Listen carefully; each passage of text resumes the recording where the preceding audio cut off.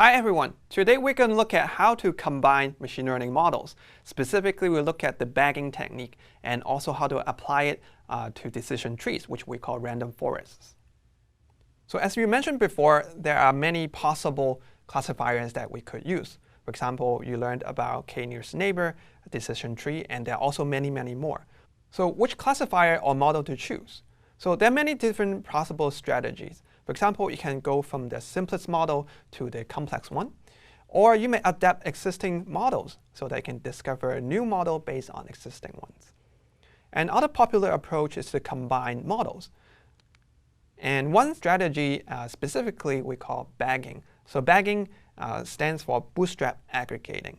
So what that means is that you create multiple models from the same data set using sampling. So how does that work? So suppose we have a data set S. And what we do is we'll do sampling repeatedly. And every time we sample, we would call that S star. And this sampling is done with replacement of size n. So that means typically the same as your original data size. And after doing this sample S star, or we call bootstrap sample, then we'll train a classifier on S star to get the classifier F star. Then you will just repeat those two steps again. So meaning you will do sampling repeatedly. And for every sample that you get, you will train one classifier, F1, F2 to FB. So B number of classifiers. Then after that, all you need to do is to do a majority vote. So that means you ask all these B classifiers to classify things and then get the final vote by taking the majority. So to apply this bagging technique on decision trees, so that means how to create multiple trees from the same data set using the bagging technique. So very similar. So the first step is to get a sample S star with a replacement, so identical to previous screen. And then you grow a decision tree. So here we have B number of them. So we'll repeat the process B time. So you have tree number 1, T1, all the way to TB. And similarly, we will get a majority vote across these B number of trees to get the final verdict. So there is an issue with this approach, though. As we are growing these many trees, those trees can actually be very similar. So imagine you're using information gain to big attribute.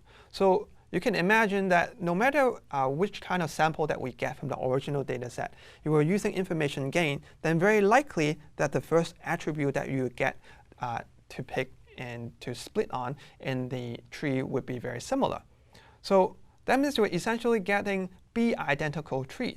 So getting B identical trees, so that also means the majority of those is essentially the same as just having one tree. So how do we solve this problem?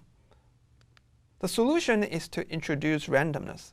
So specifically, that means we, instead of making all the attributes that the tree can choose from, we only make a subset of attributes available. And specifically, at every time we want to do a split in the tree, we randomly pick M of the D available attributes. So D here is all the available attributes, and M is a small subset. So by using this technique, then what we have, instead of a bagged decision tree, we have a bagged random decision tree.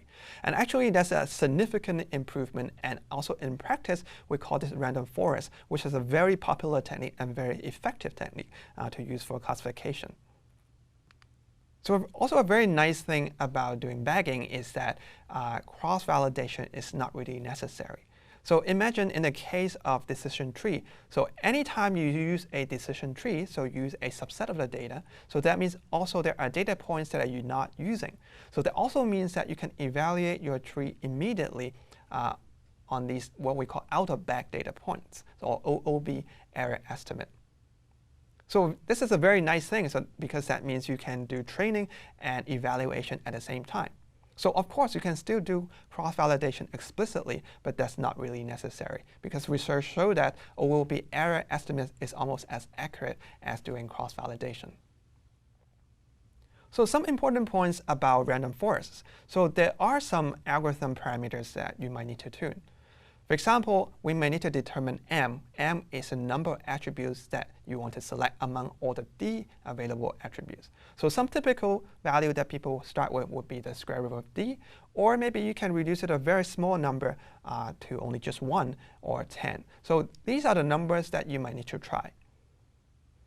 And in terms of the number of trees that you want to use, which is B here, a good news is that you can actually just keep increasing B. So that means you can just say, I want to use 10, and how well does it work? Use 100 trees, how well does it work? And because you are doing OOB error estimate computing that along the way of testing, you can actually keep increasing B until you are satisfied. So the chart on the right shows what's happening there. So we see that when we have 10, 20 tree, the error is still pretty high. And once you go to about 100 or so, then it drops significantly. And based on this curve, we can see that, oh, as we increase the number of trees, the error doesn't really improve anymore. We can actually stop. And that would be the number of trees that you want to use. So since a random forest is a collection of trees, so that means when we grow each tree, we also need to figure out the parameters for each tree, such as the number of nodes or the size of the tree. Recent research shows that parameter tunings may actually not be necessary. For example, there are completely random approach, such as called the perfect random tree ensemble, where instead of choosing a fixed number attribute to use, it randomly pick an attribute or even randomly pick the split point. So what that means is everything is almost random.